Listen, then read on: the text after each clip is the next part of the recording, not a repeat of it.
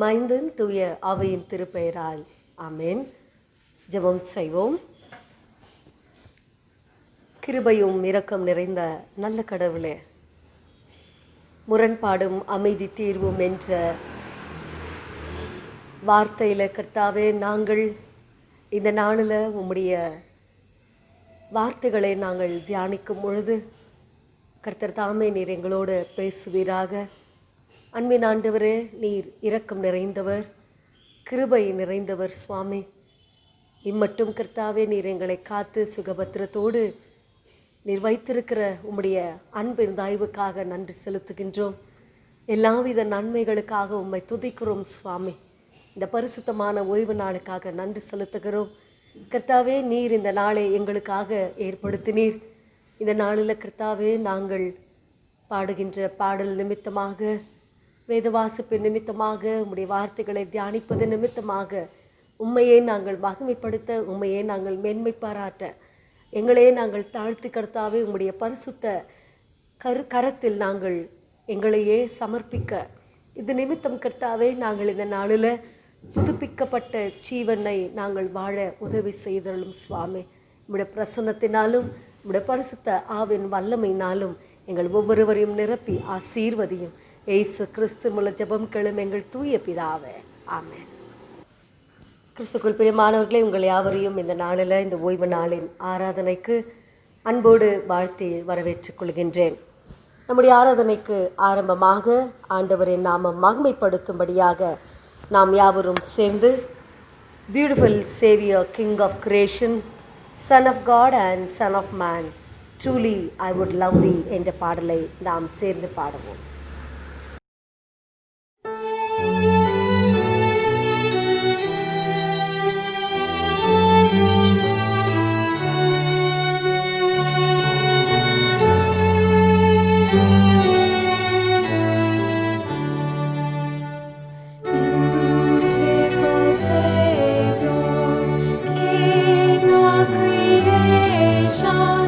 Son of God and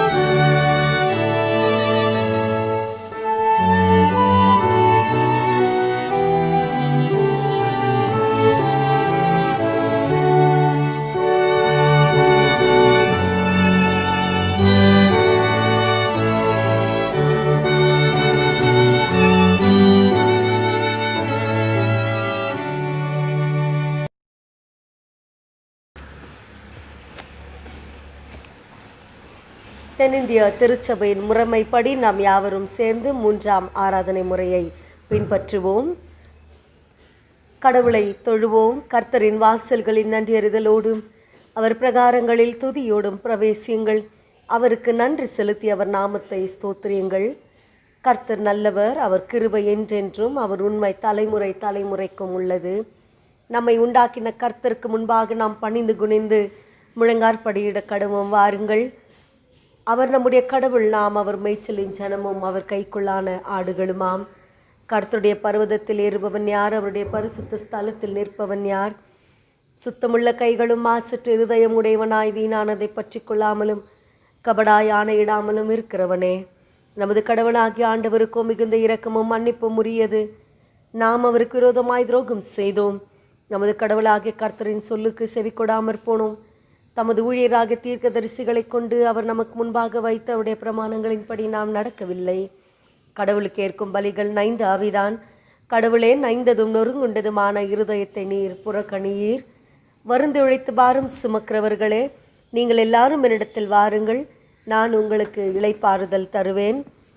நான் எழுந்தின் தகப்பனிடத்திற்கு போய், தகப்பனே, பரத்துக்கு விரோதமாக உமது பார்வையிலும் பாவம் செய்தேன்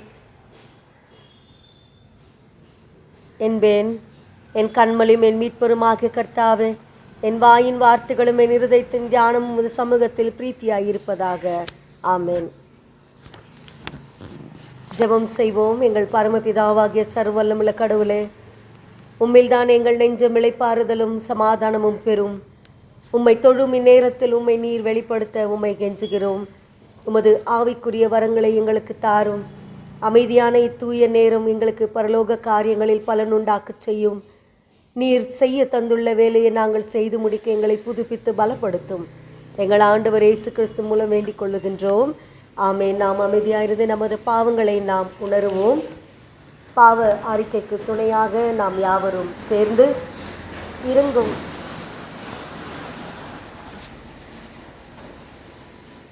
பாவ அறிக்கைக்கு துணையாக நாம் யாவரும் சேர்ந்து இறங்கும் இறங்கும் கருணை வாரி இயேசுராஜனே என்ற பாடலை நாம் சேர்ந்து பாடுவோம்.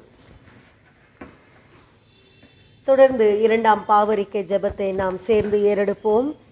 நாங்கள் நினைவிலும் சொல்லிலும் செயலிலும் பெருங்குற்றமாக பாவம் செய்திருக்கிறோம் என்று பிதா, குமாரன், பரிசுத்தாவியாகிய சர்வ வல்லமையுள்ள கடவுளிடம் அறிக்கையிடுகிறோம்.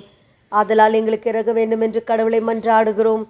சர்வ வல்லமுள்ள கடவுளை எங்களுக்கு இறங்கி எல்லா பாவங்களையும் எங்களுக்கு மன்னியும். நன்மையானவற்றில் எங்களை உறுதிப்படுத்தி நிலைப்படுத்தி நித்திய ஜீவனை அடைய செய்யும். எங்கள் ஆண்டவர் இயேசு கிறிஸ்து மூலம் வேண்டிக் கொள்ளுகின்றோம். ஆமேன். பாவ மன்னிப்பு நிச்சயத்தை நாம் யாவரும் பெற்றுக்கொள்வோம். தேவனே, எப்பொழுதும் இரக்கம் செய்கிறதும் மன்னிக்கிறதும் உமக்கு சுபாவம் லட்சணமாயிருக்கிறதினால் உங்கள் தாழ்மையான விண்ணப்பங்களை ஏற்றுக்கொண்டு எங்கள் பாவங்களாகிய சங்கிலியினாலே நாங்கள் கட்டுண்டவர்களாயினும் உருக்கமான உமது மிகுந்த இரக்கத்தினாலே எங்களை கட்ட விடுத்து விடுதலையாக்க வேண்டும் என்று எங்கள் மத்தியஸ்தரும் எங்களுக்காக பரிந்து பேசுகிறவரும் ஆகிய இயேசு கிறிஸ்துவுக்கு மகிமை உண்டாக வேண்டிக் கொள்ளுகின்றோம். ஆமேன். திருமறை பாடங்கள் வாசிக்க கேட்போம்.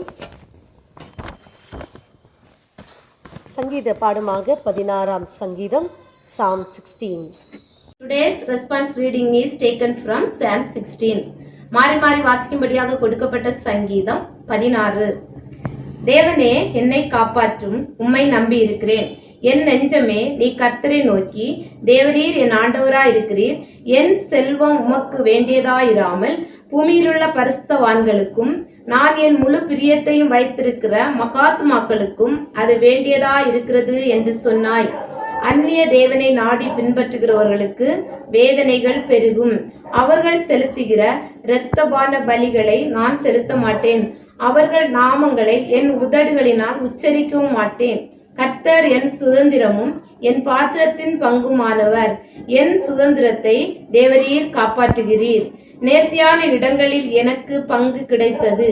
ஆம், சிறப்பான சுதந்திரம் எனக்கு உண்டு. எனக்கு ஆலோசனை தந்த கர்த்தரை துதிப்பேன். காலங்களிலும் என் உள்ளிந்திரியங்கள் என்னை உணர்த்தும். கர்த்தரை எப்பொழுதும் எனக்கு முன்பாக வைத்திருக்கிறேன். அவர் என் வலது பரிசத்தில் இருக்கிறபடியால் நான் அசைக்கப்படுவதில்லை. ஆகையால் என் இருதயம் பூரித்தது, என் மகிமை களி கூர்ந்தது. என் மாம்சமும் நம்பிக்கையோடே தங்கியிருக்கும். என் ஆத்துமாவை பாதாளத்தில் விடீர், உம்முடைய பரிசுத்தவானை அழிவை காணவிட்டீர்.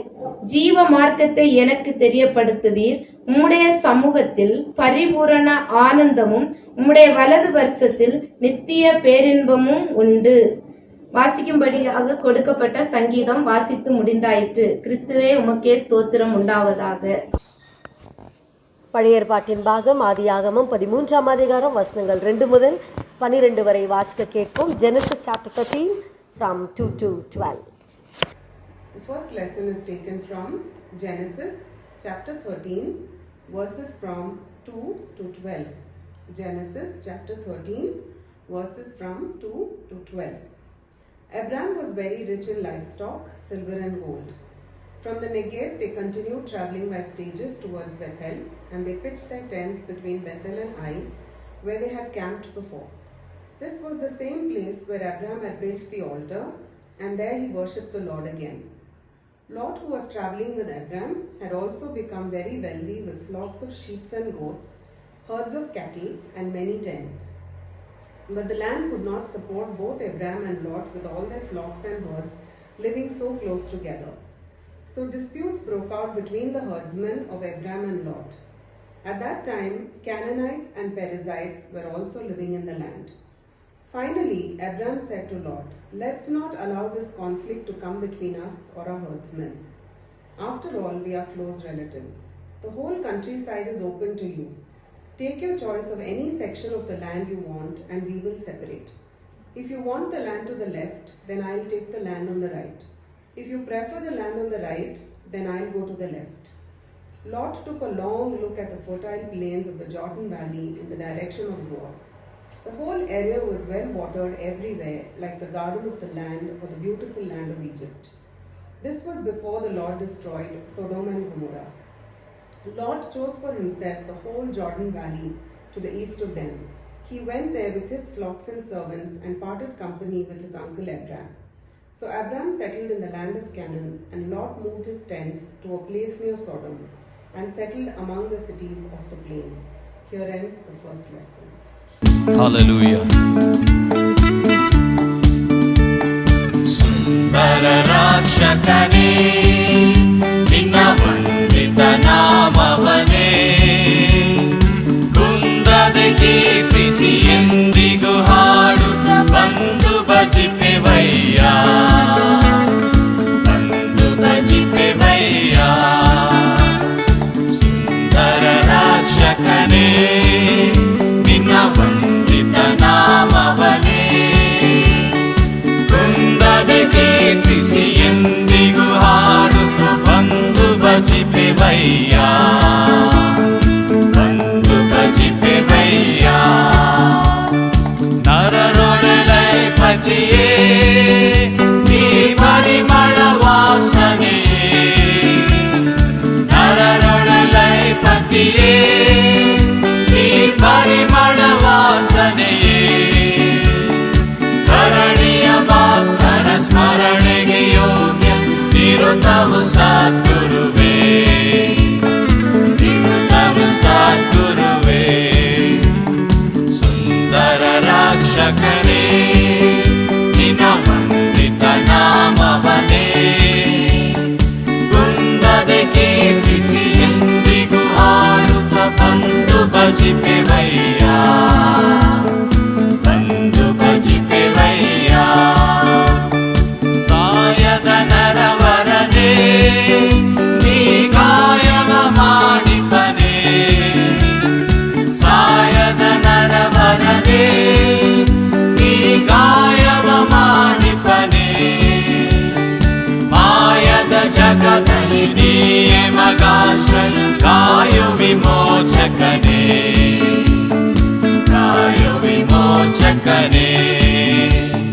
Sundara Rakshakane Dinavandita Namavane Kundade Keepisi Endigu Haduta Bandu Bajipevaya Bandu Bajipevaya Paramadaya Karane Ni Dharani ದಯಾಕರನೇ ನೀ ಧರಣಿಯ ಭಾಸ್ಕರನೇ ನರರಿಗೆ ಮಾರ್ಗವು ವರಗಳ ಮೂಲ ಕರುಣೆಯ ಸಾಗರನೇ ಕರುಣೆಯ ಸಾಗರನೇ ಸುಂದರ ರಕ್ಷಕನೇ ನಿನ್ನ ವಂದಿತ ನಾಮವನೇ ಕುಂದದೆ ಕೀರ್ತಿಸಿ ಎಂದಿಗೂ ಹಾಡು ಬಂದು ಭಜಿಪೆವಯ್ಯ ಬಂದು ಭಜಿಪೆವಯ್ಯ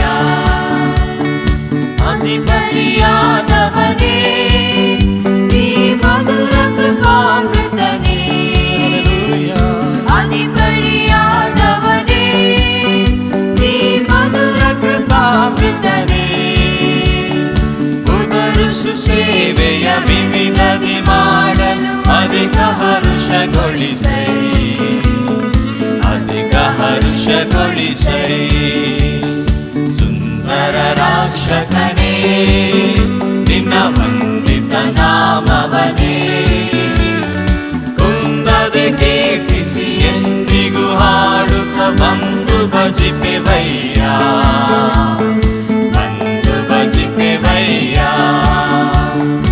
ಅರಸನು ನೀನೆ ಮಗೆ ಅತಿ ಪರದಲ್ಲಿ ನಿನ್ನೆಡೆಗೆ ಅರಸನು ನೀನೆ ಮಗೆ ಅತಿ ಪರದಲ್ಲಿ ನಿನ್ನೆಡೆಗೆ ಸ್ಮರಣೆಯ ಮಾಡುತ್ತ ಬರುವೆವು ಕರ್ತನೆ ಅರಸಮ್ಮನಾದರಿಸೈ ಅರಸಮ್ಮನಾದರಿಸೈ ಸುಂದರ ರಕ್ಷಕನೇ ನಿನ್ನ ವಂದಿತ ನಾಮವನೇ ಕುಂದದೆ ಕೀರ್ತಿಸಿ ಎಂದಿಗೂ ಹಾಡುತ್ತ ಬಂದು ಭಜಿಪೆವಯ್ಯ ಬಂದು ಭಜಿಪೆವಯ್ಯ ಸುಂದರ ರಕ್ಷಕನೇ ಸುಂದರ ರಕ್ಷಕನೇ ನಿನ್ನ ವಂದಿತ ನಾಮವನೇ ಕುಂದದೆ ಕೀರ್ತಿಸಿ ಎಂದಿಗೂ ಹಾಡು ಬಂದು ಭಜಿಪೆವಯ್ಯ ಬಂದು ಭಜಿಪೆವಯ್ಯ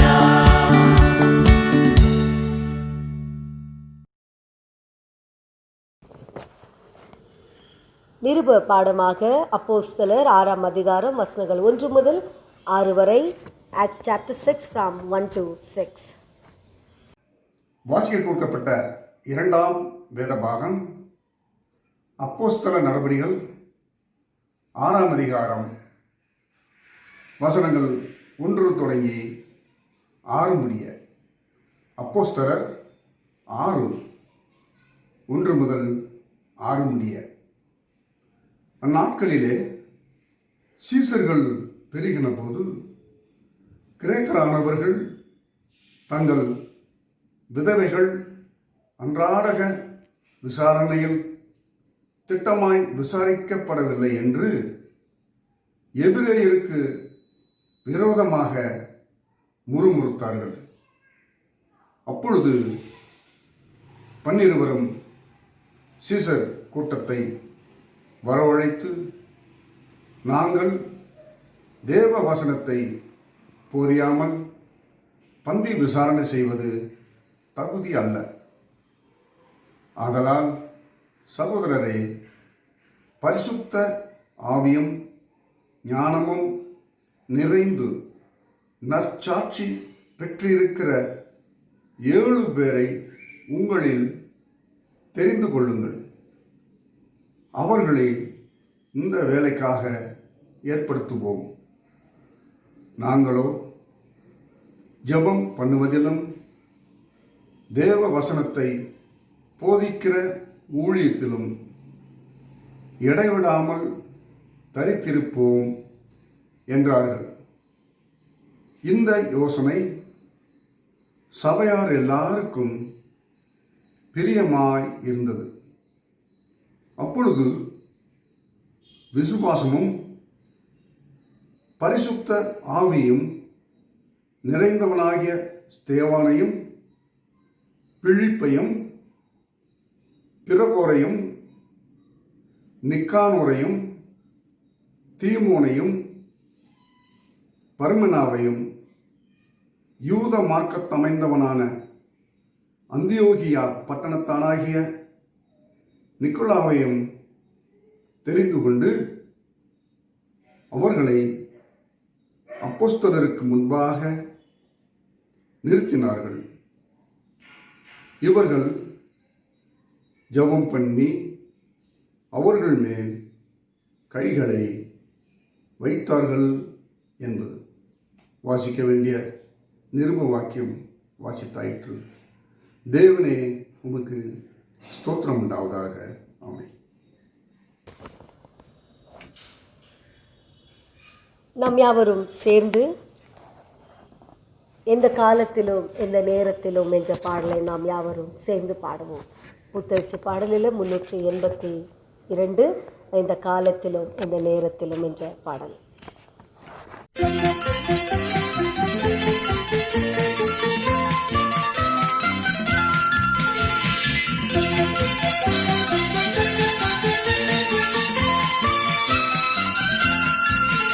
எந்த காலத்திலும் எந்த நேரத்திலும் நன்றியால் உம்மை நான் துதிப்பேன். இயேசுவே உம்மை நான் துதிப்பேன் துதிப்பேன், எந்த வேளையிலும் துதிப்பேன். இயேசுவே உம்மை நான் துதிப்பேன் துதிப்பேன், எந்த வேளையிலும் துதிப்பேன். எந்த காலத்திலும் எந்த நேரத்திலும் நன்றியால் உம்மை நான் துதிப்பேன். இயேசுவே உம்மை நான் துதிப்பேன் துதிப்பேன், எந்த வேளையிலும் துதிப்பேன். இயேசுவே உம்மை நான் துதிப்பேன் துதிப்பேன், எந்த வேளையிலும் துதிப்பேன்.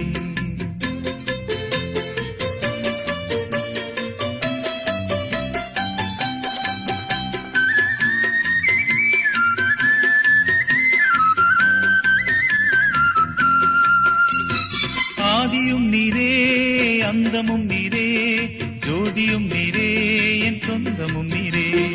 ஆதியும் நீரே அந்தமும் நீரே, ஜோதியும் நீரே என் சொந்தமும் நீரே. எந்த காலத்திலும் எந்த நேரத்திலும் நன்றியால் உம்மை நான் துதிப்பேன். இயேசுவே உம்மை நான் துதிப்பேன் துதிப்பேன், எந்த வேளையிலும் துதிப்பேன். இயேசுவே உம்மை நான் துதிப்பேன் துதிப்பேன், எந்த வேளையிலும் துதிப்பேன்.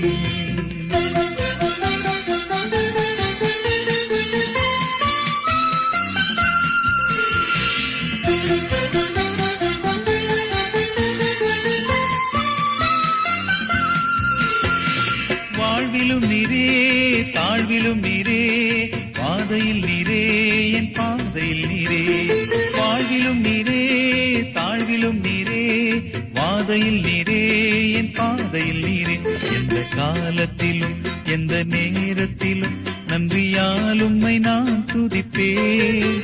இயேசுவே உம்மை நான் துதிப்பேன் துதிப்பேன், எந்த வேளையிலும் துதிப்பேன். இயேசுவே உம்மை நான் துதிப்பேன் துதிப்பேன், எந்த வேளையிலும் துதிப்பேன்.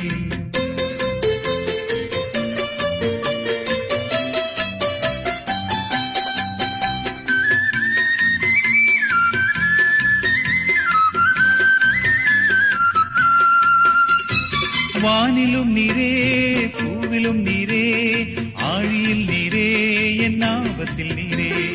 வானிலும் நீரே பூவிலும் நீரே, ஆழியில் நீரே என் நாவத்தில் நீரே. எந்த காலத்திலும் எந்த நேரத்திலும் நன்றியால் உம்மை நான் துதிப்பேன். இயேசுவே உம்மை நான் துதிப்பேன் துதிப்பேன், எந்த வேளையிலும் துதிப்பேன். இயேசுவே உம்மை நான் துதிப்பேன் துதிப்பேன், எந்த வேளையிலும் துதிப்பேன்.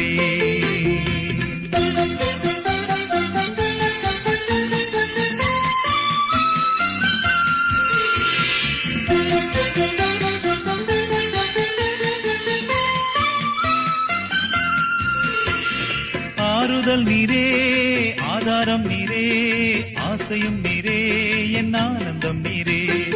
ஆறுதல் நீரே ஆதாரம் ஆதாரம் நீரே, ஆசையும் நீரே, என் ஆனந்தம் நீரே. எந்த காலத்திலும் எந்த நேரத்திலும் நன்றியால் உம்மை நான் துதிப்பேன். இயேசுவே உம்மை நான் துதிப்பேன் துதிப்பேன், எந்த வேளையிலும் துதிப்பேன்.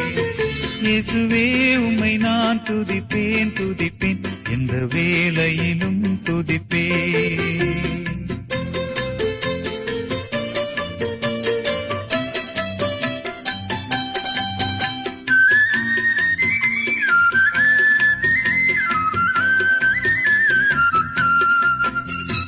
தேவனும் நீரே, என் ஜீவனும் நீரே, ராஜராஜனும் என் சர்வமும் நீரே.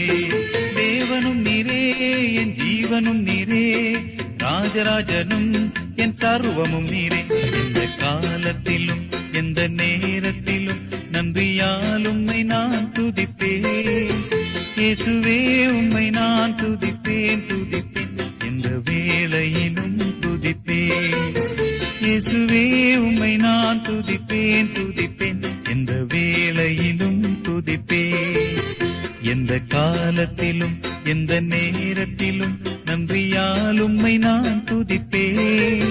இயேசுவே உம்மை நான் துதிப்பேன் துதிப்பேன், எந்த வேளையிலும் துதிப்பேன். இயேசுவே உம்மை நான் துதிப்பேன் துதிப்பேன், எந்த வேளையிலும் துதிப்பேன்.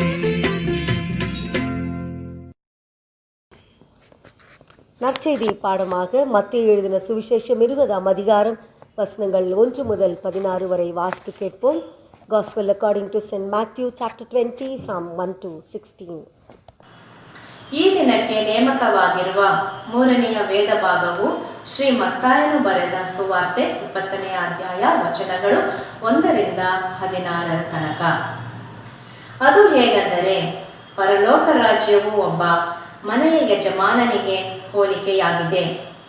ಅವನು ತನ್ನ ದ್ರಾಕ್ಷಿ ತೋಟಕ್ಕೆ ಕೂಲಿ ಆಳುಗಳನ್ನು ಕರೆಯುವುದಕ್ಕೆ ಬೆಳಿಗ್ಗೆ ಹೊರಟನು. ಆಳಿಗೆ ದಿನಕ್ಕೆ 1 ಪಾವಲಿಯಂತೆ ಕೂಲಿ ಗೊತ್ತು ಮಾಡಿ ಅವರನ್ನು ದ್ರಾಕ್ಷಿ ತೋಟಕ್ಕೆ ಕಳುಹಿಸಿದನು.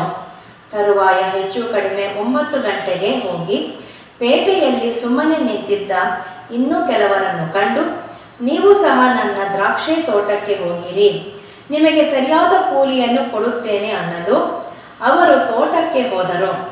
ಅವನು ತಿರುಗಿ ಹೆಚ್ಚು ಕಡಿಮೆ 12 ಗಂಟೆಗೆ ಮತ್ತು 3 ಗಂಟೆಗೆ ಹೋಗಿ ಅದೇ ಪ್ರಕಾರ ಮಾಡಿದನು.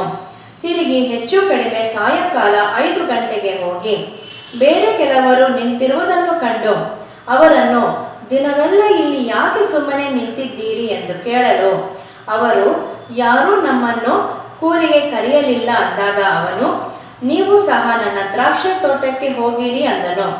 ಸಂಜೆ ಹೊತ್ತಿಗೆ ದ್ರಾಕ್ಷಿ ತೋಟದ ಯಜಮಾನನು ತನ್ನ ಪಾರುಪತ್ಯಗಾರನಿಗೆ, ಆ ಆಡುಗಳನ್ನು ಕರೆದು ಕಡೆಗೆ ಬಂದವರನ್ನು ಮೊದಲು ಮಾಡಿಕೊಂಡು ಮೊದಲು ಬಂದವರ ತನಕ ಅವರಿಗೆ ಕೂಲಿ ಕೊಡು ಎಂದು ಹೇಳಿದನು. ಆಗ ಸಾಯಂಕಾಲ 5 ಗಂಟೆಗೆ ಬಂದವರಿಗೆ 1 ಪಾವಲಿ ಸಿಕ್ಕಿತು. ತರುವಾಯ ಮೊದಲಿನವರು ಬಂದು ತಮಗೆ ಹೆಚ್ಚು ದೊರೆಯುವುದೆಂದು ನೆನೆಸಿದರು. ಆದರೆ ಇವರಿಗೆ ಸಹ 1 ಪಾವಲಿಯೇ ಸಿಕ್ಕಿತು. ಅದನ್ನು ತೆಗೆದುಕೊಂಡು ಮನೆಯ ಯಜಮಾನನ ಮೇಲೆ ಗುಣುಗುಟ್ಟಿ, ಕಡೆಗೆ ಬಂದ ಇವರು 1 ತಾಸು ಹೊತ್ತು ಮಾತ್ರ ಕೆಲಸ ಮಾಡಿದ್ದಾರೆ. ನಾವು ದಿನವೆಲ್ಲ ಬಿಸಿಲಿನಲ್ಲಿ ಕೆಲಸ ಮಾಡಿ ಕಷ್ಟಪಟ್ಟಿದ್ದೇವೆ. ಇವರನ್ನು ನಮಗೆ ಸಮ ಮಾಡಿದ್ದೀಯೇ ಅಂದರು. ಅದಕ್ಕೆ ಅವನು ಅವರಲ್ಲಿ ಒಬ್ಬನಿಗೆ, ಏನಪ್ಪ, ನಾನು ನಿನಗೆ ಅನ್ಯಾಯ ಮಾಡಲಿಲ್ಲ. ನೀನು ನನ್ನ ಸಂಗಡ 1 ಪಾವಲಿಗೆ ಒಡಂಬಟ್ಟಿಯಲ್ಲ. ನಿನ್ನ ಕೂಲಿ ತಕ್ಕೊಂಡು ಹೋಗು. ನಿನಗೆ ಕೊಟ್ಟಂತೆ ಕಡೆಗೆ ಬಂದ ಇವನಿಗೂ ಕೊಡುವುದಕ್ಕೆ ನನಗೆ ಮನಸ್ಸುಂಟು. ನನ್ನ ಬದುಕನ್ನು ನಾನು ಬೇಕಾದ ಹಾಗೆ ಮಾಡಬಹುದಲ್ಲವೋ? ನಾನು ಒಳ್ಳೆಯವನಾಗಿರುವುದು ನಿನ್ನ ಕಣ್ಣನ್ನು ಒತ್ತುತ್ತದೋ ಎಂದು ಹೇಳಿದನು. ಈ ಪ್ರಕಾರ ಕಡೆಯವರು ಮೊದಲಿನವರಾಗುವರು, ಮೊದಲಿನವರು ಕಡೆಯವರಾಗುವರು ಎಂದು ಹೇಳಿದನು ಎಂಬುದೇ. ಕ್ರಿಸ್ತನೇ ನಿನಗೆ ಸ್ತೋತ್ರವಾಗಲಿ.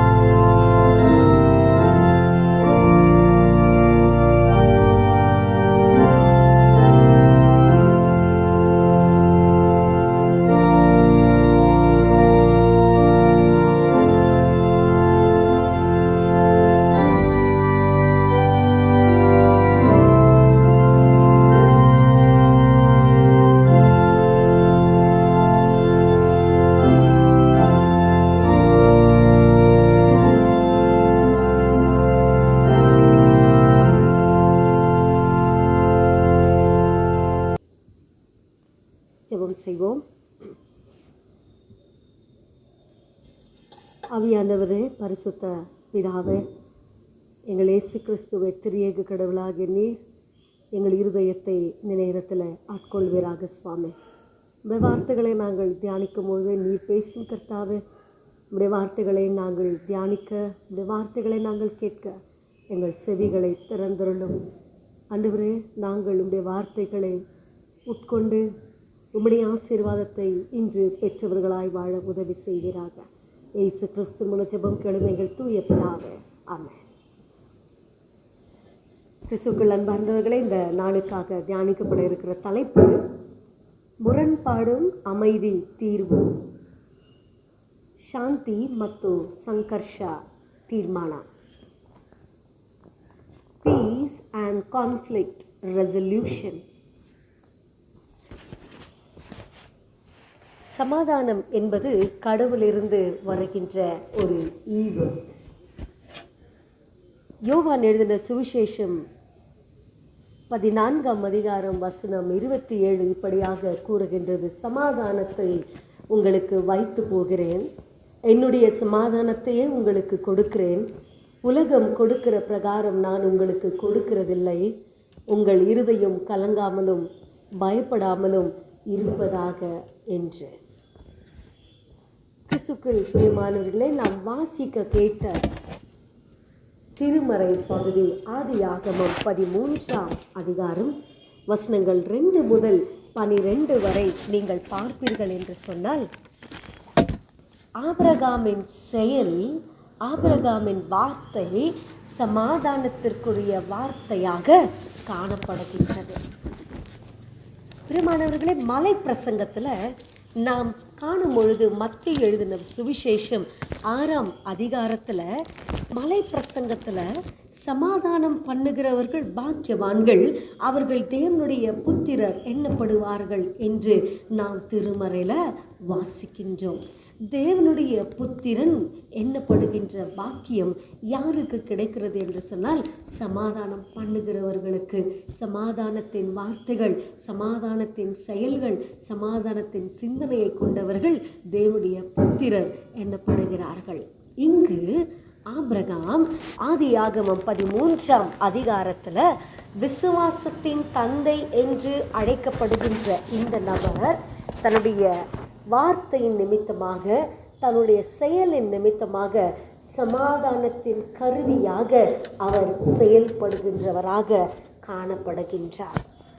இங்கு நீங்கள் பார்ப்பீர்கள் என்று சொன்னால், ஒரு முக்கியமான ஒரு நிகழ்வு ஆபிரகாமுடைய வாழ்க்கையில் நடைபெறுகிறது. பிரியமானவர்களே, விசுவாசியின் தந்தை என்று அழைக்கப்பட்டவர், கடவுளின் உன்னத அழைப்பை பெற்றவர். அந்த அழைப்பை பெறும் பொழுது அவருடைய எதிர்காலம் எப்படி இருக்கும் என்று அவருக்கே தெரியாது. இருப்பினும் கடவுளுடைய வார்த்தைக்கு கீழ்ப்பட்டவராக அவர் தன்னையே ஒப்படைத்து தன்னுடைய சொந்த தேசத்தை விட்டு கர்த்தர் காண்பித்த இடத்திற்கு அவர் செல்வதை நாம் ஆதியாகமம் 12ஆம் அதிகாரத்தில் காணலாம். கர்த்தர் அங்கு ஆபிரகாமை அழைத்து சொல்லுகிறார், நான் உன்னை ஆசீர்வதிக்கவே ஆசீர்வதிப்பேன், நீ ஆசீர்வாதமாய் இருப்பாய், நான் உன்னை ஆசீர்வதிப்பேன் என்று சொல்லுகின்றார். ஆபிரகாம் தன் சொந்த தேசத்தை விட்டு வெளியே வரும் பொழுது அவருக்கு வயது 75. வாக்குத்தத்தத்தை பெற்றவராக அவர், கடவுளின் அழைப்பை பெற்றவராக தன்னுடைய சொந்த தேசத்தை விட்டு அவர் கர்த்தர் காண்பித்த இடத்திற்கு அவர் பிரயாணத்தை மேற்கொள்ளுகிறார். பிரியமானவர்களே, அப்பொழுது என்ன ஆகிறது? கர்த்தர் 2 ஆசீர்வாதங்களை அவருக்கு கொடுக்கிறார். ஒன்று, பூமியை சுதந்திரித்துக் கொள்ளுகின்ற ஆசீர்வாதம். 2வதாக பிள்ளை செல்வம். இந்த 2 ஆசீர்வாதத்தை இவர் பெற்றவராக தன்னுடைய சொந்த தேசத்தை விட்டு கர்த்தர் காண்பித்த இடத்தை நோக்கி அவர் பயணம் செய்கின்றவராக நாம் காணலாம். கர்த்தர் கொடுத்த ஆசீர்வாதத்தில், கர்த்தர் கொடுத்த அழைப்பில் அவருக்கு ஒரு புது நம்பிக்கை, ஒரு புது பலன், ஒரு புது விசுவாசம், ஒரு புதிய எதிர்காலம் இருக்கிறது என்று சொல்லி கர்த்தருடைய வார்த்தைக்கு கீழ்ப்பட்டவராக அவர் பிரயாணத்தை மேற்கொள்ளும் பொழுது ஒரு தன்னுடைய வாழ்க்கையில் ஒரு கடினமான ஒரு சூழ்நிலையை அவர் மேற்கொள்ளுகிறார் பிரியமானவர்கள். அது என்ன என்று சொன்னால் பஞ்சம். நீங்கள் சற்று ஆதியாகமம் 12ஆம் அதிகாரத்தை நீங்கள் தொடர்ந்து வாசிப்பீர்கள் என்று சொன்னால் ஆசீர்வாதத்திற்குரிய வார்த்தைகளே அதில் நாம் காணலாம்.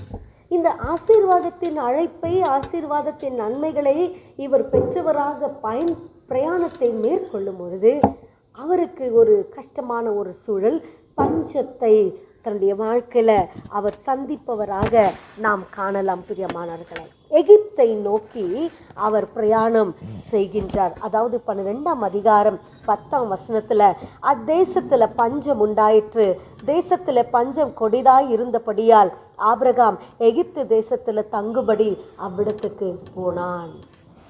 பஞ்சம் ஏற்படும் பொழுது இந்த பஞ்சத்தின் நிமித்தமாக முன்பின் தெரியாத ஒரு நபர்களோடு கூட வாழ வேண்டிய ஒரு சூழல், ஒரு புதிய இடம், புதிய நபர்கள், தன்னோடு கூட இருந்த அனைத்து நபர்களும் கூட பஞ்சத்தை சந்திக்க வேண்டிய ஒரு சூழல் ஏற்பட்டு விட்டது பிரியமானவர்களே. பஞ்சத்தின் சூழ்நிலையில் இவர் வாழ வேண்டிய ஒரு கட்டாயம் வந்துவிட்டது. இவருடைய வாழ்க்கையில் வாக்குத்தத்தங்கள் பெற்றவராக, கடவுளுடைய ஆசீர்வாதமான அழைப்பை பெற்றவராக இருப்பினும் கூட வாழ்க்கையில் பிரச்சனைகளை சந்திக்க வேண்டிய சூழல் ஆபிரகாமனுடைய வாழ்க்கையில் காணப்பட்டது பிரியமானவர்களே.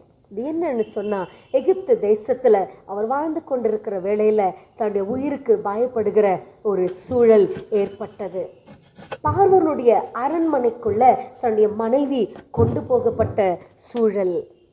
ஆகையால் தன்னுடைய உயிருக்கு பயந்து சாராள் மிகவும் அழகாக இருந்தபடியால் ஆபிரகாம் பொய் பேச வேண்டிய சூழலும் ஏற்பட்டுவிட்டது. காரணம், தன்னுடைய உயிருக்கு ஆபத்து வந்துவிடும் என்று சொல்லி அவன் தன் சொந்த மனைவியையே சகோதரி என்று 2 முறை பொய் பேச வேண்டிய சூழல் ஏற்பட்டுவிட்டது பிரியமானவர்களே. அப்படி சொல்லும் பொழுது இவருடைய உயிருக்கு ஆபத்து நேரிடாது என்ற ஒரே காரணத்தினால் 2 முறை தன் மனைவியை சகோதரி என்று சொல்லி ஆபிரகாம் கூறுகின்றான். தன் மனைவி என்று சொல்லி யாரிடமும் நேரடியாக சொல்லக்கூடிய சூழல் அந்த புதிய இடத்துல அவருக்கு இல்லாமல் போய்விட்டது. ஆகையால் ஆபிரகாம் அந்த இடத்துல சகோதரி என்று சொல்லி தன் மனைவியை அவன் கூறுகின்றான். நீங்கள் வாசிப்பீர்கள் என்று சொன்னால் ஆதியாகமம் 12:13ஆம் வசனத்தில் ஆபிரகாம், ஆகையால் உன் நிமித்தம் எனக்கு நன்மை உண்டாகும்படிக்கும் உன்னாலே என் உயிர் பிழைக்கும்படிக்கும் நீ உன்னை என் சகோதரி என்று சொல் என்றான். தன் மனைவிடத்தில் சொல்றாரு, நீ எனக்கு சகோதரி என்று சொல், இது நிமித்தம் எனக்கு நன்மை உண்டாகும், என் உயிர் பிழைக்கும் என்று சொல். பயம் நிறைந்த ஒரு சூழல், தனிமை நிறைந்த ஒரு சூழல், எதிர்காலம் எப்படி இருக்குமோ என்ற ஒரு கலக்கம் இருப்பினும் கூட விசுவாசத்தில் சோர்ந்து போகவில்லை. கடவுளுடைய அழைப்பை மிகவும் திட நம்பிக்கையாய் பெற்று சொந்த தேசத்தை விட்டு வரும்பொழுது பஞ்சம் என்ற ஒரு சூழல், ஒரு கஷ்டம் இவருடைய வாழ்க்கையில் ஏற்படுகின்றது. இதை தொடர்ந்து 13ஆம் அதிகாரத்தில் நீங்கள் பார்ப்பீர்கள் என்று சொன்னால் இங்கு ஒரு பிரச்சனை. என்ன அந்த பிரச்சனை என்று சொன்னால், ஆபிரகாமுடைய வேலையாட்களுக்கும் இங்கு ஆபிரகாமுடைய மேய்ப்பருக்கும் லோத்தினுடைய மேய்ப்பருக்கும் வாக்குவாதம் ஏற்படுகின்றது பிரியமானவர்களே. ஒரு பிரச்சனை. இந்த பிரச்சனையின் மத்தியில் ஆபிரகாம் விசுவாசத்தின் தந்தை என்று அழைக்கப்படுகிற இவர் அந்த பிரச்சனையை எப்படி தீர்க்கிறார், அந்த பிரச்சனையை எப்படி இவர் டீல் பண்ணுறாரு, அதை எப்படி ஒரு முடிவுக்கு, ஒரு சமாதானமான முடிவுக்கு கொண்டு வருகிறார் என்பதை தான் நாம் இந்த பீஸ் அண்ட் கான்ஃப்ளிக்ட் ரெசல்யூஷன் என்ற தலைப்பில் தியானிக்கிறோம். முரண்பாடும் அமைதி தீர்வும். பிரச்சனைகள் நம்முடைய வாழ்க்கையில் வரும்பொழுது கூட நாம் எப்படி அமைதியான தீர்வை நாம் கொண்டு வருகிறோமா, அல்லது பிரச்சனையை அதிகரிக்கக்கூடிய தீர்மானங்களை நாம் எடுக்கிறோமா? பிரியமானவர்களை, சற்று யோசிக்க வேண்டிய ஆழமான விஷயங்கள் நாம் இந்த பகுதியில் தெரிந்து கொள்ளலாம். உன்னத அழைப்பை பெற்றவராக இருப்பவர்கள் தன்னுடைய வாழ்க்கையில் கஷ்டத்தை அனுபவிக்கக்கூடாது என்று சொல்லி நாம் நினைக்கலாம் பிரியமானவர்களை. ஆனால் இங்கே பாருங்க, உன்னத அழைப்பை பெற்றவர், விசுவாசின் தந்தை என்று அழைக்கப்பட்டவர், வாக்குத்தத்தத்தை புதிதாக பெற்று, அழைப்பை பெற்று தன்னுடைய சொந்த தேசத்தை விட்டு பிரயாணம் செல்லுகின்ற அந்த ஆரம்ப நாட்களிலேயே பல பிரச்சனைகளை ஆபிரகாம் சந்திக்கிறார். ஒன்று பஞ்சம், இன்னொன்று உயிர் பயம். இங்கே மூன்றாவதாக தன்னுடைய மெய்ப்பருக்கும் லோத்தினுடைய மெய்ப்பருக்கும் பிரச்சனை ஏற்படுகின்றது. அதை எப்படி அந்த பிரச்சனையை அவர் தீர்த்து வைக்கிறார் என்பதுதான் இங்கே நாம் எல்லோருக்கும் ஒரு எடுத்துக்காட்டு பிரியமானவர்களே.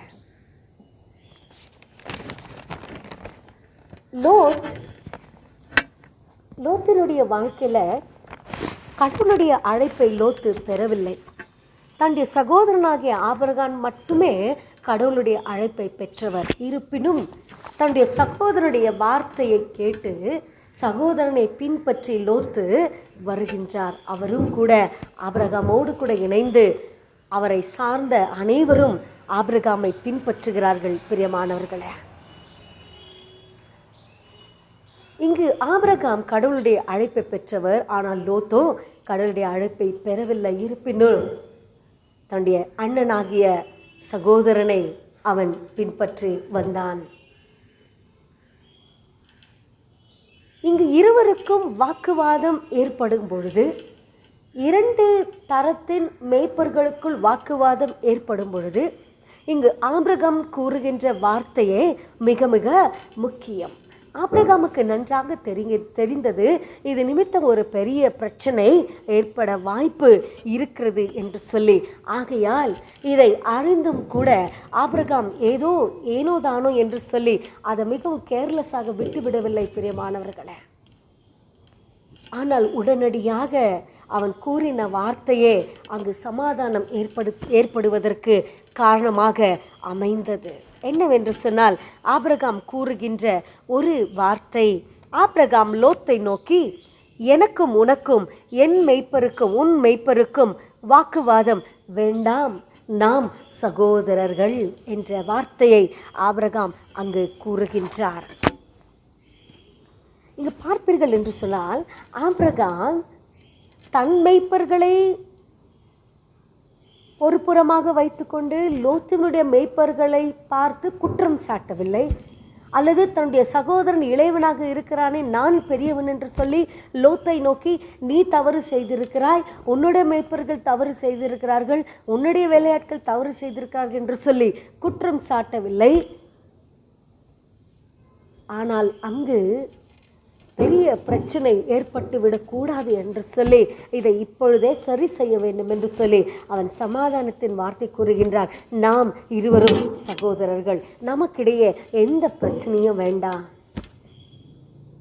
வாக்குவாதமே நம்மிடத்துல வேண்டாம் என்று சொல்லி அவன் சமாதானம் பண்ணும்படியான வார்த்தைகளை தன்னுடைய சகோதரனிடத்துல பேசுகின்றான். பிரியமானவர்களே, ஒருவேளை ஆபிரகாம் நினைத்திருந்தால், நான் கடவுளுடைய அழைப்பை பெற்றவன், நீயோ அழைப்பை பெறாதவன், நானே மூத்தவன், நீ இளையவன், என்னிடத்துல அதிக மேய்ப்பர்கள், உன்னிடத்துல மிகவும் குறைவு, ஆகையால் உன்னிடத்தில் தான் குற்றம் இருக்கிறது, உன்னுடைய மேய்ப்பர்கள் தான் தவறை செய்திருக்கிறார்கள், என்னுடைய மேய்ப்பர்கள் தவறு செய்யவில்லை என்று சொல்லி ஒரு காலம் அந்த இடத்துல வாக்குவாதத்தை அவன் ஏற்படுத்தவில்லை. பிரியமானவர்களே, அவர் சொல்லுகின்றார், உன் மெய்ப்பருக்கும் என் மெய்ப்பருக்கும் வாக்குவாதம் வேண்டாம், இதனிடையே நம்ம இருவருக்கும் பிரச்சனை வேண்டாம், நாம் சகோதரர்கள் என்ற வார்த்தையை கூறுகின்றார். அந்த இடத்துல ஆபிரகாம் இடத்துல அனுபவத்தை பார்க்கல, வயசை பார்க்கல,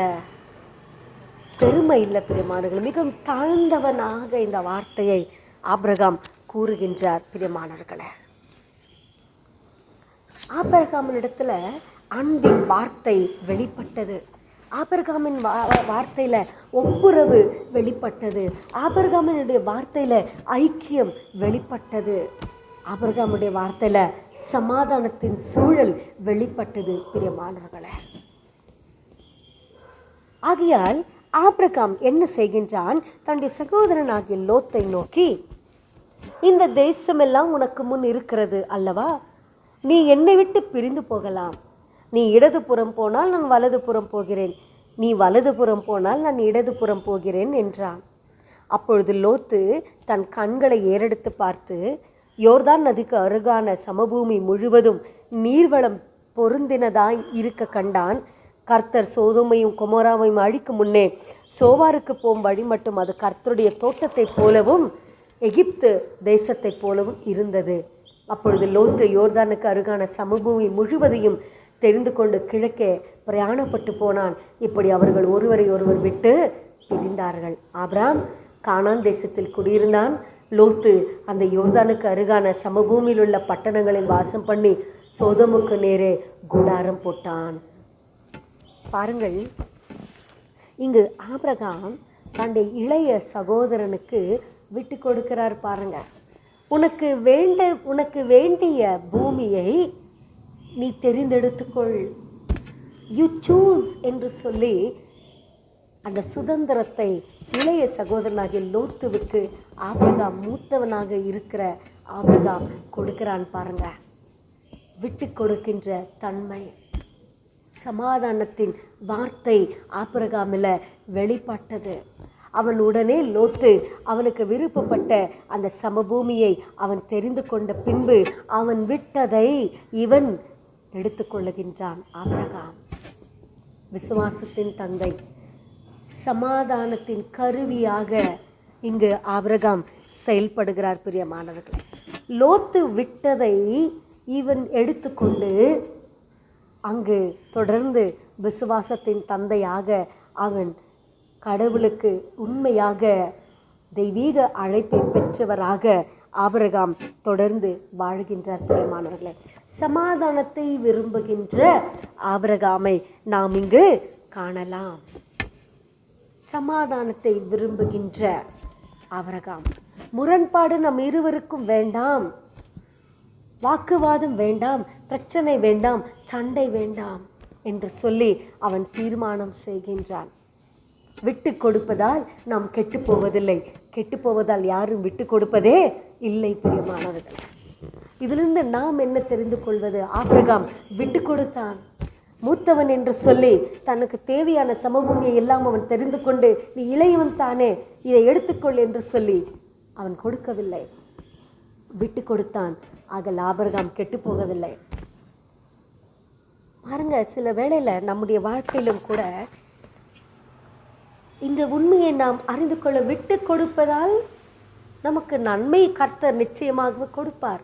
அதே வேளையில் கெட்டு போவதால் நாம் விட்டு கொடுக்க வேண்டும் என்று சொல்லுகின்ற சிந்தனையும் நமக்கு வேண்டும். பிரியமானவர்களே, ஒருவேளை ஆபிரகாம் விட்டு கொடுக்கவில்லை, சமபூமியை தெரிந்து கொள்ளுகின்ற அந்த சுதந்திரத்தை கொடுக்கவில்லை என்று சொன்னால், லோத்துவுக்கும் ஆபிரகாமுக்கும், லோத்தினுடைய வேலையாட்கள் ஆபிரகாமுடைய வேலையாட்கள், லோத்தினுடைய மேய்ப்பர்கள் ஆபிரகாமுடைய மேய்ப்பர்கள், லோத்தினுடைய மனைவி ஆபிரகாமுடைய மனைவி, இவர்களுக்குள்ளே பிரச்சனை ஏற்பட்டிருக்கலாம். ஆனால் சமாதானத்தின் கருவியாக இங்கு செயல்படுகிறார். பிரியமானவர்களே, ஆகையால் இரு சகோதரருக்குள்ளே சமாதானம் நிலவி வந்தது. பிரச்சனை தொடர்ந்து தன்னுடைய வாழ்க்கையில் காணப்படவில்லை. நம்மிடத்தில் யாராவது ஏதாவது பிரச்சனை என்று சொல்லி வரும்பொழுது நாம் எடுக்கின்ற சில தீர்மானங்கள் பிரச்சனையை வளர்க்கின்றதாக இருக்கின்றதா, அல்லது பிரச்சனையை குறைக்கின்றதாக இருக்கின்றதா, அல்லது சமாதானத்தை நிலவுகின்ற வார்த்தைகளை கூறி நாம் பிரச்சனைகளை தீர்த்து வைக்கிறோமா? பிரியமானவர்களே, சில வேளையில் நம்முடைய வார்த்தை, நம்முடைய சொல், செயல், நடத்தை பிரச்சனைகளை குறைக்கின்றதாக இருக்கின்றதா, அல்லது பிறருடைய கோபத்தை அதிகரிப்பதாக இருக்கின்றதா? பிரியமானவர்களே, அப்படி என்று சொன்னால் நாம் அவைகளை சரி செய்து கொள்வது மிக மிக அவசியம். அதை தான் நாம் இந்த ஆபிரகாமுடைய வாழ்க்கையில் நாம் கற்றுக்கொள்ளுவது. ஆபிரகாம் அவன் நாவினால் கூட பாவம் செய்யவில்லை. பிரியமானவர்களே, அந்த சூழ்நிலையில் தன் இளைய சகோதரனை பார்த்து அல்லது தன் இளைய சகோதரனுடைய மேய்ப்பர்களை பார்த்து அவன் தேவையற்ற வார்த்தையை பேசவில்லை. சமாதானமான வார்த்தையை பொறுமையோடு தாழ்மையோடு கூட அன்போடு கூட அவன் கூறுகின்றான். லோத்துவும் உடனே தன்னுடைய சகோதரனாகிய ஆபிரகாமுடைய பேச்சை அவன் கேட்கின்றான். He gave the right to choose the land. சமபூமியை தெரிந்து கொள்ளுகின்ற சுதந்திரத்தை அவன் கொடுக்கின்றான். பிரியமானவர்களே, நீங்கள் நிருப பாடத்தை வாசிப்பீர்கள் என்று சொன்னால் அப்போஸ்தலர்கள்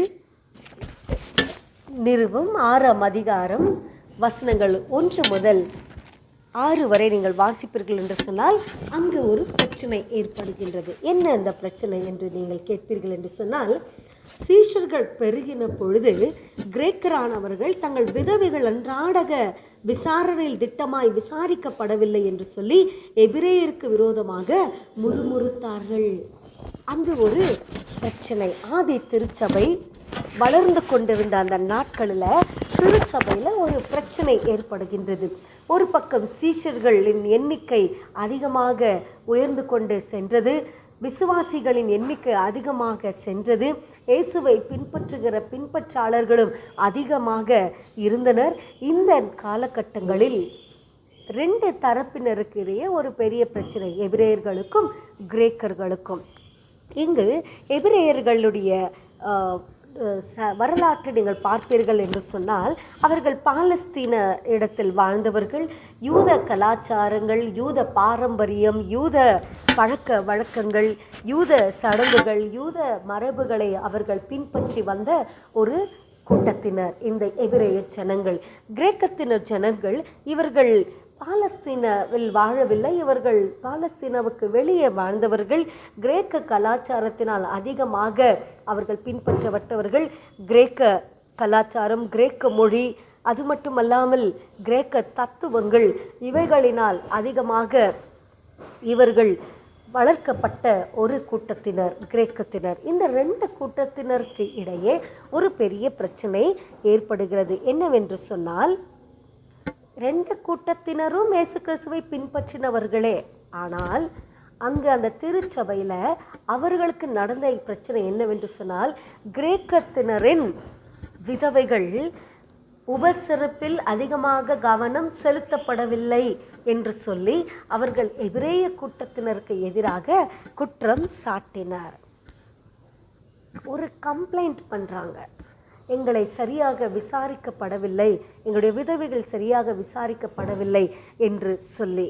அப்பொழுது அந்த சூழ்நிலையில் என்ன ஏற்படுகிறது என்று சொன்னால், இந்த சீஷர்கள் என்ன செய்கிறார்கள்? அப்பொழுது 12 சீஷர் கூட்டத்தை வரவழைத்து, நாங்கள் தேவ வசனத்தை போதியாமல் பந்தி விசாரணை செய்வது தகுதியல்ல.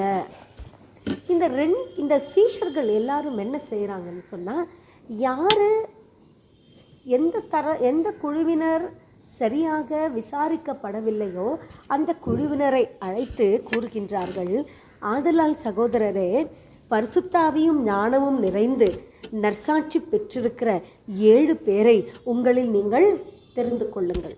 உங்களுடைய குழுவில் நீங்கள் 7 பேரை நீங்களே தெரிந்து கொள்ளுங்கள் என்று சொல்லி அவர்கள் கூறுகின்றார்கள். அவர்களை இந்த உபசரிப்பின் வேலைக்காக நாம் ஏற்படுத்துவோம், விசாரிக்கப்படுகின்ற இந்த ஒரு வேலைக்காக ஏற்படுத்துவோம். நாங்களோ ஜெபம் பண்ணுவதிலும் தேவ வசனத்தை போதிக்கிற ஊழியத்திலும் இடைவிடாமல் தரித்திருப்போம் என்றார்கள்.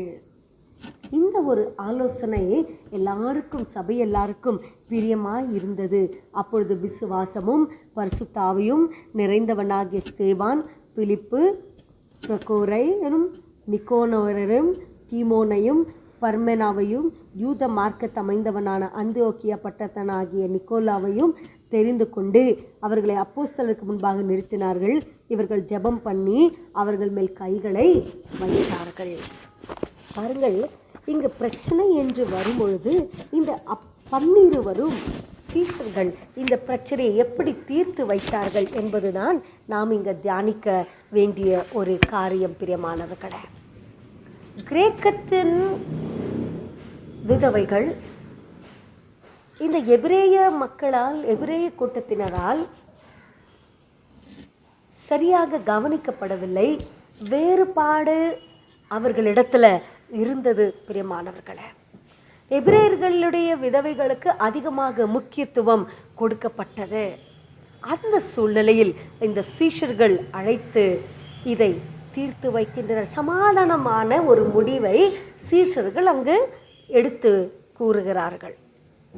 ஒருவேளை இந்த சீஷர்கள் எபிரேயர்கள் யூத மார்க்கத்தை தழுவினவர்கள் என்று சொல்லி, நாங்களே அதிகமாக எண்ணிக்கையில் இருக்கிறோம் என்று சொல்லி அவர்கள் ஒரு காலம் அந்த வார்த்தையை கூறவில்லை. பிரியமானவர்களே,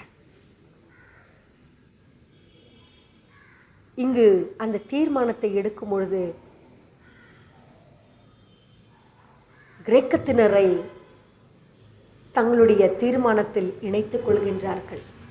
நீங்கள் 7 பேரை தெரிந்து கொள்ளுங்கள், உங்களுக்கே அந்த பொறுப்பை நாங்கள் ஒப்புவிக்கிறோம் என்று சொல்லி அங்கே ஒரு சமாதான முடிவை இந்த சீஷர்கள் கூறுகின்றார்கள். பிரியமானவர்களே, ஒருவேளை இந்த சீஷர்கள் கூறியிருக்கலாம், நாங்களே 12 சீஷர்கள் நாங்களே இதை செய்து கொள்ளுகின்றோம், நாங்களே இந்த பிரச்சனையை தீர்த்து வைக்கிறோம் என்று சொல்லி அல்ல. அந்த பிரச்சனையை தீர்த்து கொள்வதற்கு அவர்களிலே 7 பேரை தெரிந்து கொண்டு அதை சமாதானமாக முடிக்கும்படியான ஒரு சூழலை இந்த 12 சீஷர்களும் செய்கின்றார்கள். பிரியமானவர்களே, அவர்களுக்கு மிகவும் ஒரு சமாதான முடிவாக கிரேக்கத்தினருக்கு இது காணப்பட்டது. அதாவது சீஷர்கள் நாங்களே 12 பேரும் இயேசுவோடு இருந்தவர்கள், ஆகையால் இதை நாங்களே செய்வோம் என்று சொல்லி ஒரு காலம் அவர்கள் தங்களுடைய அதிகாரத்தை நாங்கள் விட்டு கொடுக்க மாட்டோம் என்று சொல்லி ஒரு காலம் கூறவில்லை. பிரியமானவர்களே, அவர்கள் செய்ய வேண்டிய பணியை மற்றவர்களோடு கூட பகிர்ந்து கொள்ளுகிறார்கள். கிரேக்கத்தினரோடு அவர்கள் பகிர்ந்து கொள்ளுகிறார்கள். அந்த வண்ணமாகவே இந்த 7 பேர் அவர்களால் தெரிவு செய்யப்பட்டு இந்த பிரச்சனை அங்கு தீர்க்கப்படுகின்றது. பிரியமானவர்களே, ஞானம், பரிசுத்த ஆவி, தேவ ஆவி நிறைந்த நபர்களை நீங்களே தெரிந்து கொள்ளுங்கள் என்று கூறுகின்றார்கள். அப்படி என்று சொன்னால் எபிரேயர்கள், யூதர்கள், யூத மார்க்கத்தை தழுவினர்கள் உயர்ந்தவர்கள், நீங்களோ கிரேக்கத்தினர், நீங்கள் தாழ்ந்தவர்கள் என்று சொல்லுகின்ற முடிவு அங்கு 12 சீஷர்கள் கூறவில்லை. சமாதானத்தின் முடிவு, முரண்பாடுகளின் மத்தியிலே வாக்குவாதம், இங்கு இரு குழுவினருக்கும் இடையே ஏற்பட்ட வாக்குவாதத்தின் மத்தியில் சமாதானத்தின் முடிவை கூறுகின்றார்கள். பிரிவினைகள், வேறுபாடுகள், பிரச்சனைகள், வாக்குவாதங்கள், கருத்து வேறுபாடுகள் நம்மிடையே, நம்முடைய இல்லங்களில், வேலை செய்கின்ற இடங்களில், பணி செய்கின்ற இடங்களில், படிக்கின்ற ஸ்தலங்களில், திருச்சபைகளில் காணப்படுகின்றது. இந்த முரண்பாடுகள், கருத்து வேறுபாடுகளில் மத்தியில் எப்படி நாம் அதை சமாதானத்தின் முடிவை அந்த சூழலில் நாம் கொண்டு வருகிறோம் என்பதுதான் மிக மிக முக்கியம். பிரியமானவர்களே, ஆபிரகாம் சமாதானத்தின் கருவியாக தன்னுடைய வார்த்தையில், செயலில் சமாதானத்தை வெளிப்படுத்தினார். இங்கு 12 சீஷர்களும் கூட பிரச்சனைகளின் மத்தியில் சமாதானத்தின் முடிவை எடுத்தனர். அனைவருக்கும் இந்த முடிவு பிரியமாய் இருந்தது என்று சொல்லி நாம் வேதத்தில் 5ஆம் வசனத்தில் நாம் வாசிக்கின்றோம். பிரச்சனைகளின் மத்தியில் நம்முடைய செயல்பாடு பிறருக்கு சமாதானத்தை கொடுக்கின்றதா? பிரச்சனைகள், முரண்பாடுகள், வாக்குவாதத்தின் மத்தியில் நம்முடைய வார்த்தைகள், நாம் எடுக்கின்ற தீர்மானங்கள், நம்முடைய ஆலோசனைகள் அன்பாக இருக்கின்றதா, இல்லை புண்படுத்துவதாக இருக்கிறதா, பிரச்சனை குறைக்கின்றதாக இருக்கிறதா, அல்லது பிரச்சனையை அதிகமாக்குகின்றதாக இருக்கின்றதா? பிரியமானவர்களே, ஆதி திருச்சபையில் மிகவும் ஞானமுள்ளவர்களால் பிரச்சனைகளை சமாதானமாக தீர்த்து வைத்தனர். வாசிக்க கேட்ட நற்செய்தி பகுதி மத்திய எழுதின சுவிசேஷம் 20ஆம் அதிகாரம் வசனங்கள் 1 முதல் 16 வரை நீங்கள் வாசிப்பீர்கள் என்று சொன்னால் இது ஒரு உவமை. இந்த உவமை பரலோக ராஜ்யம் வீட்டெஜமானாகிய ஒரு மனுஷனுக்கு ஒப்பாயிருக்கிறது. அவன் தன் திராட்சை தோட்டத்துக்கு வேலையாட்களை அமர்த்த அதிகாலையில் புறப்பட்டான். வேலையாட்களுடன் நாளொன்றுக்கு ஒரு பணம் கூலி பேசி அவர்களை தன் திராட்சை தோட்டத்துக்கு அனுப்பினான். பிரியமானவர்களே, இந்த பகுதியை நீங்கள் பார்ப்பீர்கள் என்று சொன்னால் 2 குரூப்ஸ் இங்கேயும் பார்க்கலாம். ஒரு கூட்டத்தினர் அந்த நாள் முழுவதும் வேலை செய்து அந்த எஜமான் அந்த வேலை செய்த அந்த நபர்களுக்கு கூலியை கொடுக்கின்றார்.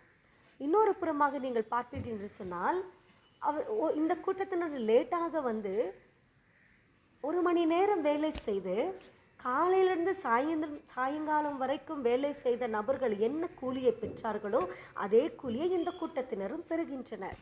அப்பொழுது இந்த கூட்டத்தினர் எஜமானிடத்தில் கேட்கிற காரியம் என்னவென்று சொன்னால்,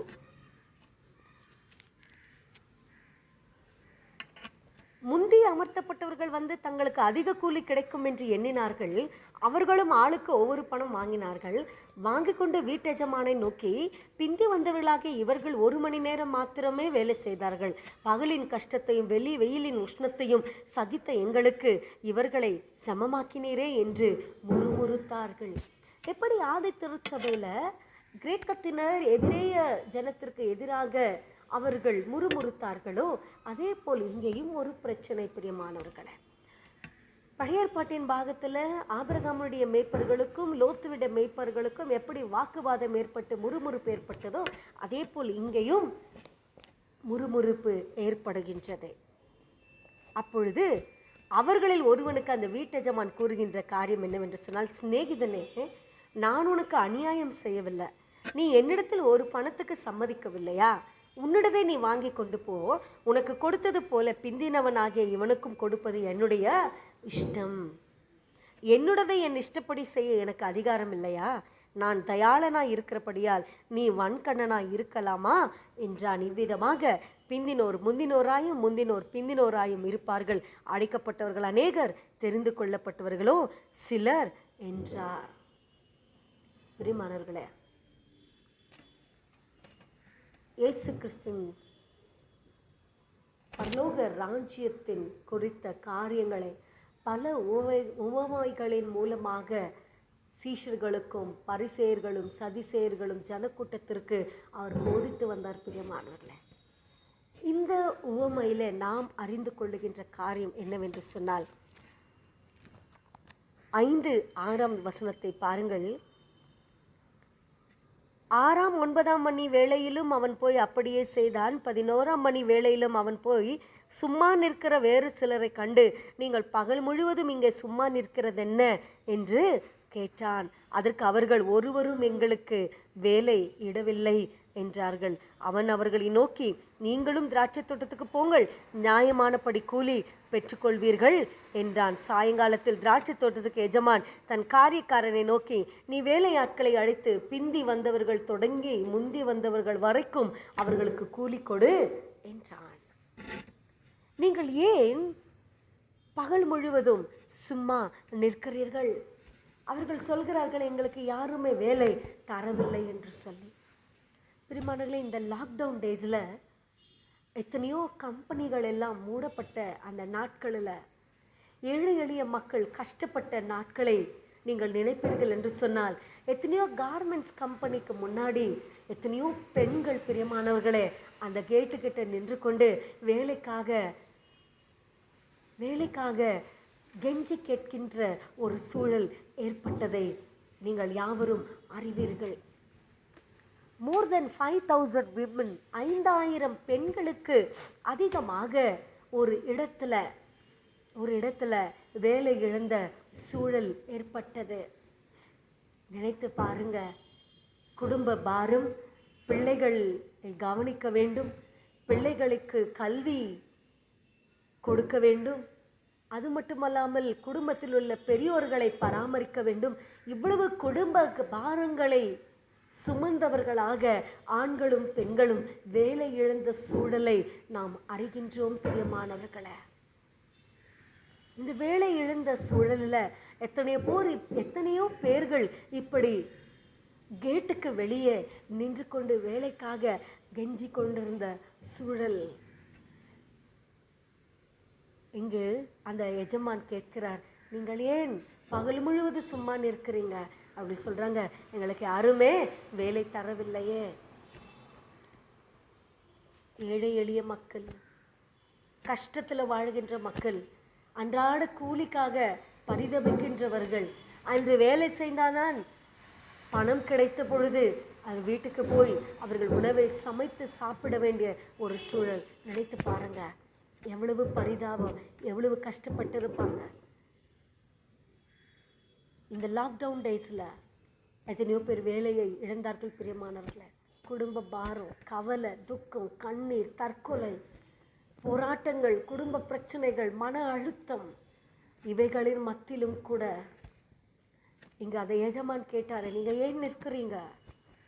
அந்த அழுகுரல் புறப்பட்டது, எங்களுக்கு வேலை யாரும் கொடுக்கவில்லை என்று சொல்லி எத்தனையோ அழுகுரலை நாம் கேட்டிருக்கிறோம். பிரியமானவர்களை, இந்த 6 மாத காலங்களில் நம்முடைய மறுமொழி அந்த அழுகுரலுக்கு என்ன? இந்த லாக்டவுன் டேஸில் நாம் எத்தனை பேருக்கு உதவி செய்திருக்கிறோம்? நம்முடைய திருச்சபை எத்தனை பேருக்கு உதவி செய்திருக்கிறது?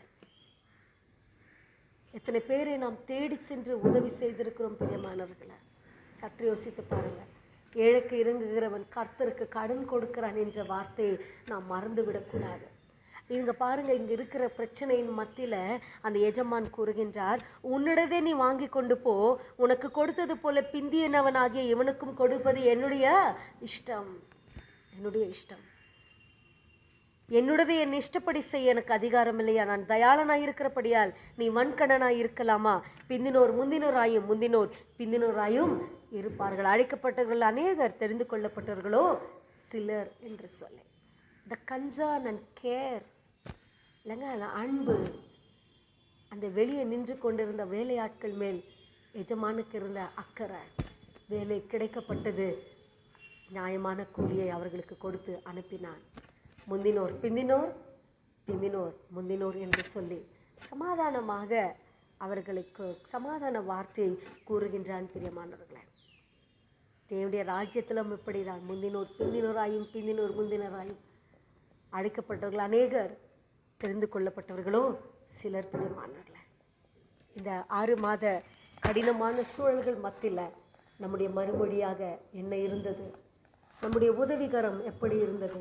நம்முடைய ஆறுதலான வார்த்தை, நம்முடைய யார் மீது நாம் அதிகமாக அக்கறை செலுத்துகிறோம்? ஒருவேளை நம்முடைய குடும்பம், நம்முடைய உறவினர்கள், நம்முடைய நண்பர்கள் மேல் மட்டுமே அதிகமாக அக்கறை செலுத்தினோமா? அல்லது வீதிகளில் வேலை இல்லாமல் கடினமாக இருந்த ஏழை எளிய மக்கள் மீது நாம் அக்கறை செலுத்தினோமா? சற்று யோசித்து பாருங்கள். இந்த சூழல், இந்த பிரச்சனை நிறைந்த சூழலில் நாம் எப்படி செயல்பட்டோம் என்பது தான் முக்கியம். TV9 சேனலில் இந்த லாக்டவுன் டேஸில் இந்த 6 மாத காலங்களில் நீங்கள் பார்த்திருப்பீர்கள் என்று சொல்லி நினைக்கிறேன். அதில் நீங்கள் பார்த்தீங்கன்னு சொன்னால் எத்தனையோ பேர் ஃபோன் கால் பண்ணுறாங்க லைவ்.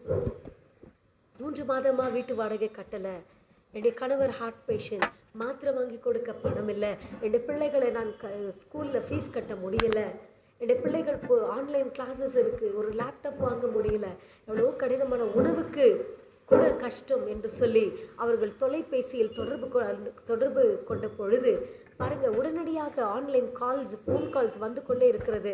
அவர் அனௌன்ஸ் பண்ணுறவர்களுக்கு ஃபோன் கால் வந்து கொண்டே இருந்தது.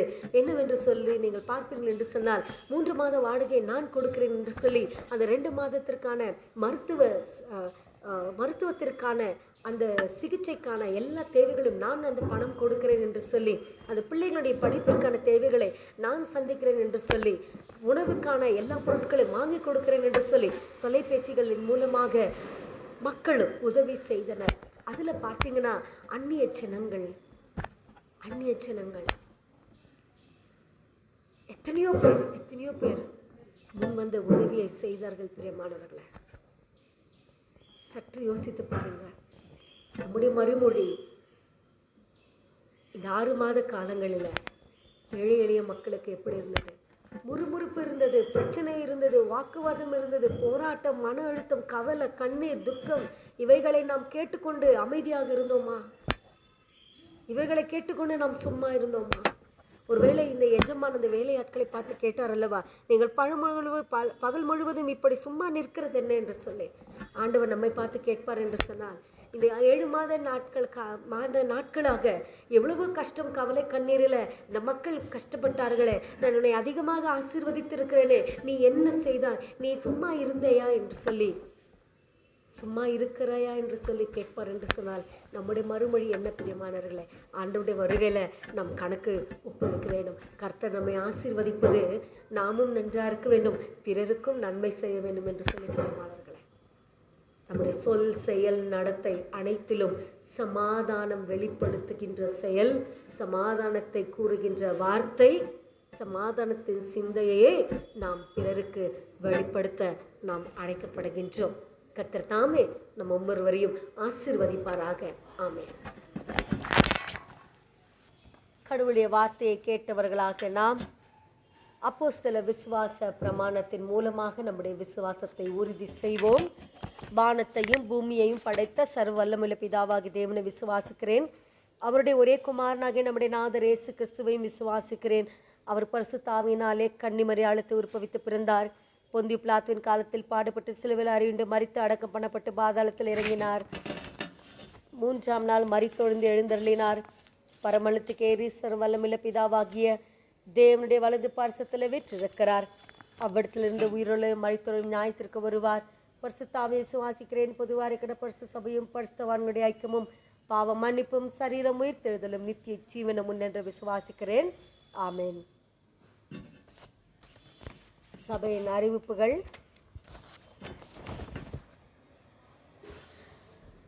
பிரியமானவர்களே, நம்முடைய பேராயத்திலிருந்து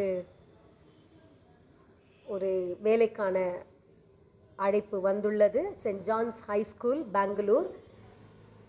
இந்த பள்ளியில் applications are invited for the post of supervisor on contract basis. Qualification: graduate, BA, BCom or BSc. Job description: maintenance supervision. Supervise maintenance staff, oversee personal assignments and coordinate timelines, to take care of attendance and leave record of maintenance staff, any other maintenance related work. Experience: minimum experience of 5 years in the same field. The candidate should have studied in an English medium school. All degrees must be obtained by regular stream only. Eligibility: 50 years and above. Remuneration: 25,000. Application forms will be available in the school office from 9:30 a.m. to 1 p.m. from 13th to 25th September 2020. Last date for submission of filled in applications form is 28th September 2020. தகுதியுடையோர் நீங்கள் விண்ணப்பிப்பதற்கு முன்பதாக நீங்கள் சபை போதகரை சந்தித்து நீங்கள் அந்த போஸ்ட்டுக்கு நீங்கள் application கொடுக்கும்படி அன்போடு கேட்டுக்கொள்ளப்படுகிறீர்கள். திருமண நாள், பிறந்த நாளை காண்பவர்களுக்கு திருச்சபையின் சார்பில் நல்வாழ்த்துக்களை தெரிவித்துக் கொள்கின்றேன். ஆண்டவராக இயேசு கிறிஸ்துவின் இனிய நல் நாமத்தில் நல்ல ஆசீர்வாதங்களை கூறிக்கொள்ளுகின்றேன். கர்த்தர் தாமே உங்கள் வாழ்வை ஆசீர்வதிப்பாராக. ஜெபம் செய்வோம். அன்பு நிறைந்த நல்ல கடவுளே, ஆலோசனை கர்த்தராக, சமாதானத்தின் பிரபுவாக நீர் இந்த உலகத்தில் பிறந்து வந்தீர். உம்மை போலவே நாங்களும் சமாதானத்தின் கருவிகளாக வாழ நீர் விரும்புகின்றீர் கர்த்தாவே. இந்த வேளையிலுமாய் அன்பின் ஆண்டவரே, நாங்கள் உம்முடைய பிரசன்னத்தை வேண்டினோம். உம்முடைய வார்த்தைகளை நாங்கள் தியானிக்க நீர் கொடுத்த ஜீவனுக்காக நன்றி செலுத்துகின்றோம் கர்த்தாவே. நீர் செய்த எல்லா உபகாரங்களை நன்மைகளை நினைத்து நன்றி செலுத்துகின்றோம். நன்றி பலிபீடத்தை கட்டுகின்றோம் கர்த்தாவே. நீர் அங்கீகரித்துக் கொள்வீராக, எங்களை ஆசீர்வதிப்பீராக. எங்கள் வாழ்வின் எல்லா நிலைகளிலும் கர்த்தாவே உம்மை நாங்கள் துதிக்க நீர் கிருபை செய்யுங்க. எல்லா சூழ்நிலைகளிலும் சோர்ந்து போன நேரமெல்லாம் நீர் தூக்கி எடுத்தீர் ஆண்டவரே. மகிழ்ச்சியான தருணங்களுக்காக, கிருபையின் தருணங்களுக்காக, உம்முடைய அன்பின் தருணங்களுக்காக உம்மை துதிக்கிறோம், நன்றி செலுத்துகிறோம் கர்த்தாவே.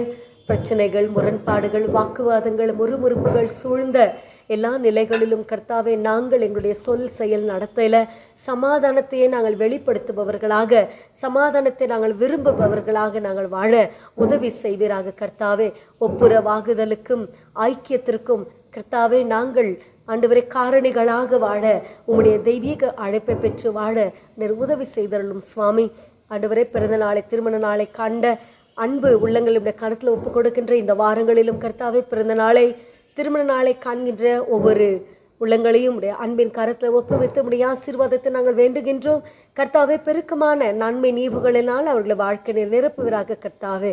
அவருடைய இருதயத்தில் வேண்டுதல்களை, விருப்பங்களை கர்த்தர் நிறைவேற்றி அருளும் ஆண்டவரே. எல்லா இடங்களிலும் ஆலயங்கள் திறக்கப்பட உதவி செய்திருக்கிறீர், நன்றி செலுத்துகிறோம் கர்த்தாவே. இனி வரும் நாட்களிலும் ஆண்டவரே இந்த ஆலயம் கூட கர்த்தாவே எங்களுடைய ஆலயம் திறக்கப்பட்டு உம்மை துதிக்கக்கூடிய ஸ்லாக்கியத்தை நீர் ஆண்டவரே கொடுக்க போவதற்காக நாங்கள் நன்றி செலுத்துகின்றோம். இதற்கான எல்லா சூழ்நிலைகளும் நாங்கள் கர்த்தாவே ஆயத்தங்களை நாங்கள் மேற்கொள்ளும் பொழுது கர்த்தர் எங்களுக்கு எல்லா துணையையும் எல்லா ஞானத்தையும் கர்த்தாவே உங்களுடைய பலனையும் உங்களுடைய ஆலோசனையை தந்து நீர் வழி நடத்தும். அன்பின் ஆண்டவரே, நாங்கள் இந்த நாளில் உங்களுடைய வார்த்தையை நாங்கள் கேட்ட வண்ணமாக சமாதானத்தின் ஆண்டவரே கருவிகளாக வாழ நீர் எங்களை ஆசீர்வதித்து அனுப்பும் சுவாமி. ஆண்டவரே, இன்னும் கர்த்தாவே சுகவீனமாக இருக்கிற ஒவ்வொரு உள்ளங்களையும் இந்த கரத்தில் ஒப்பு கொடுக்கின்ற கர்த்தர் நீர் பலனையும் ஆற்றலையும் நீர் தந்து ஆண்டவரே நீர் தாமே குணமாக்குபவராக நீர் அவர்களை வெளிப்படுத்த வேண்டும் என்று சொல்லி தாழ்மையோடு பிரார்த்திக்கிறோம். ஆண்டவரே, இந்த கொரோனாவினால் பாதிக்கப்பட்ட ஒவ்வொருவரையும் உடைய அன்பின் கருத்துக்களாக ஒப்பு கொடுக்கிற கர்த்தாவே விரைவில் குணத்தை பெற்று சுகத்தை பெற்று கர்த்தாவே உம்முடைய சன்னிதானத்தில் வந்து உமக்கு ஸ்தோத்திரத்தை செலுத்தக்கூடிய ஆண்டவர் கிருபையின் தருணத்தை நீர் தாரும்.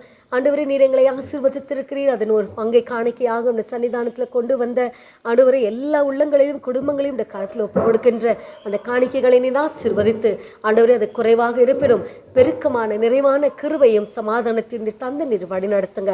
ஏசு கிறிஸ்து மூலம் ஜெபம் கேளும் எங்கள் தூய பிதாவே, ஆமேன். என் ஆத்துமாவே கர்த்தரை ஸ்தோத்திரி, என் முழு உலமையோட பரிசுத்த நாமத்தை ஸ்தோத்திரி. என் ஆத்துமாவே கர்த்தரை ஸ்தோத்திரி, அவர் செய்த சகல உபகாரங்களை மறவாதே. ஆமேன். இறை ஆசியை நாம் விசுவாசத்தோடு பெற்றுக்கொள்வோம். நம்முடைய ஆண்டவராக இயேசு கிறிஸ்துவின் கிருபை, பிதாவாக தேவனுடைய அன்பு, பரிசுத்த ஆவியாருடைய வழிநடத்துதலும் ஆசீர்வாதம் இன்றும் என்று சதா காலங்களிலும் நம் அனைவரோடும் தங்கி நிலைத்திருப்பதாக. ஆமேன். நாம் யாவரும் சேர்ந்து நிறைவு பாடலாக லீடர்ஸ் ஹெவன்லி ஃபாதர் லீடர்ஸ் என்ற பாடலை நாம் சேர்ந்து பாடுவோம்.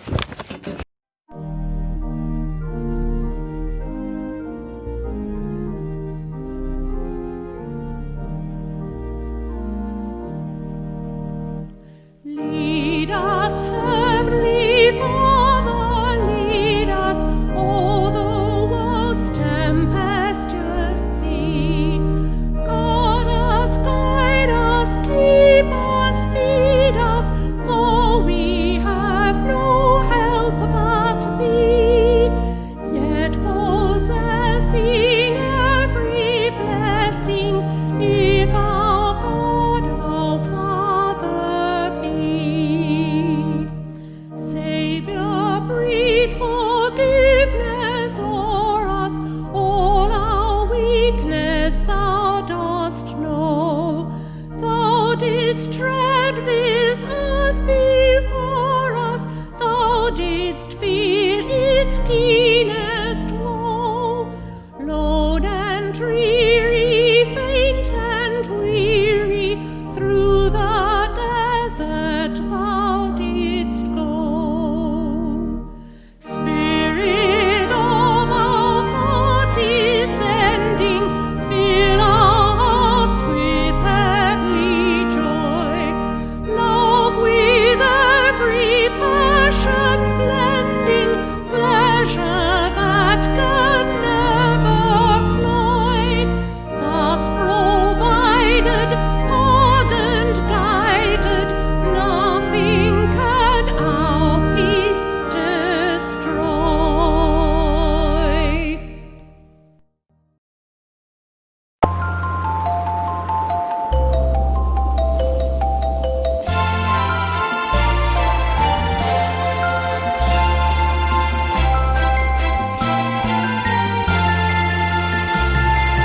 There shall be showers of blessings. This is the promise of love. There shall be seasons refreshing.